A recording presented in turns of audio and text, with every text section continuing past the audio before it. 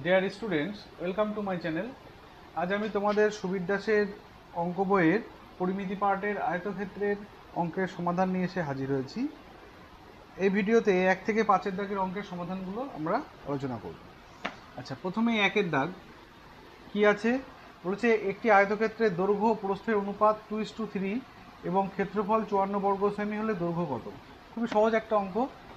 দৈর্ঘ্য এল ইস্টু প্রস্থ বি যদি 2:3 হয়, তাহলে আমরা ধরতে পারি এল সমান সমান 2x আর বি সমান সমান 3x। সেখান থেকে ক্ষেত্রফল বলেছে, তাহলে ক্ষেত্রফল কি 2x গুণ 3x সমান সমান 54। এখান থেকে লিখতে পারি বা এক্স স্কোয়ার সমান সমান 54/3×2=6, কাটলে 9 হয়। তাহলে সেখান থেকে আমরা এক্স পাই কত, √9 সমান সমান 3। কী চেয়েছে আমাদের? বলেছে দৈর্ঘ্য কত। দৈর্ঘ্য কত, লেন্থ এইটা 2x, তাহলে এল সমান সমান 3, এক্সের মান 3, তো 3×2=6। 2-এর দাগের অঙ্ক, একটি আয়তক্ষেত্রের দৈর্ঘ্য প্রস্থের অনুপাত 5:2। একই রকমের অঙ্ক দিয়েছে, এখানে L/B সমান সমান 5:2 দিয়েছে। আচ্ছা, ক্ষেত্রফল 40, তাহলে একই রকম এটা 5x ধরবো, এটা 2x ধরবো, তাহলে 5x × 2x সমান সমান 40 হয় আমাদের। সেখান থেকে আমরা লিখতে পারি এক্স স্কোয়ার সমান সমান 40/10। 0 0 কেটে গেলে 4 পড়ে থাকে, তাহলে x সমান সমান √4 মানে 2। এখানে কি চেয়েছে? এখানে হচ্ছে প্রস্থ কত, তাহলে প্রস্থ মানে বি মানে 2x, তাহলে বি সমান সমান 2 গুণ এক্সের মান 2 মানে 4। খুবই সহজ, বেরিয়ে গেল। এখানে প্রচুর শর্ট ট্রিক্স রয়েছে। এই শর্ট ট্রিক্সগুলো যদি সব মুখস্থ করতে চাও, তাহলে পরীক্ষার সময় কিন্তু কোনো ট্রিক্স মনে থাকবে না। এত ট্রিক্স মাথায় রেখে কিন্তু পরীক্ষায় অঙ্ক করা যায় না। আয়তক্ষেত্রে অঙ্ক করতে গেলে দৈর্ঘ্য প্রস্থ কর্ণ এই জিনিসগুলো আমাকে ঠিকঠাকভাবে বের করতে পারলে, ক্ষেত্রফল আর পরিসীমার সূত্র জানলে আমরা ঠিকঠাক অ্যান্সার করে আসতে পারবো। সেটাই রপ্ত করতে শিখতে হবে। 3-এর দাগ, 3-এর দাগে কি বলেছে, একটি আয়তক্ষেত্রের দৈর্ঘ্য প্রস্থের অনুপাত 1:7, ক্ষেত্রফল 28 বর্গ সেমি হলে পরিসীমা কত? একই রকম অঙ্ক। দৈর্ঘ্য এল প্রস্থ বি সমান কত বলেছে, 1:7।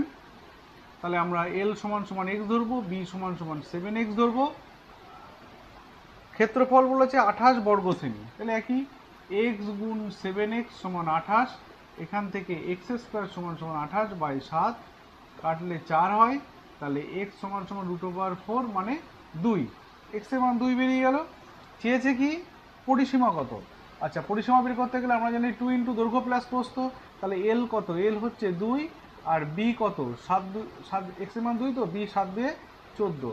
তাহলে 2 × দৈর্ঘ্য প্লাস প্রস্থ, তাহলে দৈর্ঘ্য 2, প্রস্থ 14, তাহলে 2 গুণ 14 আর 2 16 হয়, 16 আর 2 32, 16×2=32 হয়ে গেল। 4-এর দাগ, 4-এর দাগে কি বলেছে,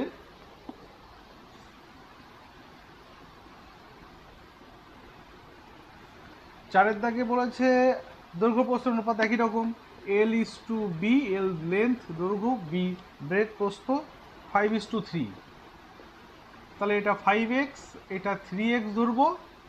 আর কি দিয়েছে, পরিসীমা 48 মিটার। আচ্ছা, তাহলে 2 × দৈর্ঘ্য প্লাস প্রস্থ সমান সমান 48।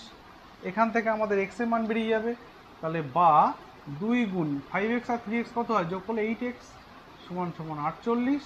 সেখান থেকে x সমান সমান 48/8×16, কাটলে 3 হয়।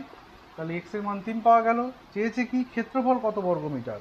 আচ্ছা, ক্ষেত্রফল বের করতে গেলে কি হয়, দৈর্ঘ্য গুণ প্রস্থ হয়।